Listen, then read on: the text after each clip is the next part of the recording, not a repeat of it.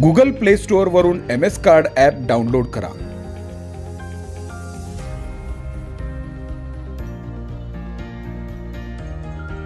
आपला mobile number type करा। यानंतर एक OTP येईल, तो एंटर करा आणि सबमिट करा।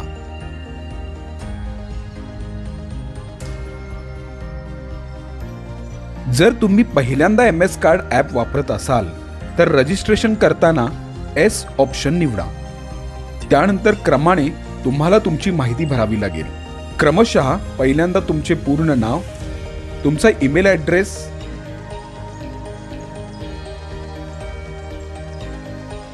तुमचे ठिकाण, बर्थ डेट आणि ॲनिव्हर्सरी डेट मेन्शन करा। तुमची बर्थ डेट भरत असताना पहिल्यांदा वर्ष, महिना आणि मग बर्थ डेट निवडा। यामध्ये तुम्ही तुमचा प्रोफाईल फोटो सुद्धा सेट करू शकता। MS कार्ड ॲप सोबत आता आपण कनेक्ट झाला आहात। होम स्क्रीनवर सर्व्हिसेस मध्ये वेगवेगळ्या शॉपिंग कॅटेगरीज पाहायला मिळतील।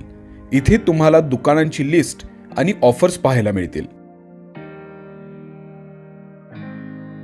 होम स्क्रीनवरच शॉप हा ऑप्शन सिलेक्ट करा। इथे तुम्हाला वेगवेगळ्या कॅटेगरीनुसार दुकानांची लिस्ट आणि त्यांचे कॉन्टॅक्ट डिटेल्स दिसतील।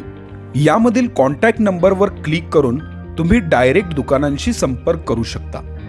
ॲपमध्ये उजव्या बाजूला वर QR कोड हा ऑप्शन आहे। शॉपमध्ये हा कोड स्कॅन केला जाईल। खरेदी केल्यानंतर आपल्याला डिस्काउंट पॉइंट्स मिळतील। आपल्या प्रत्येक खरेदीवर डिस्काउंट पॉइंट्स मिळतील। ते पाहण्यासाठी प्रोफाईल ऑप्शन सिलेक्ट करा।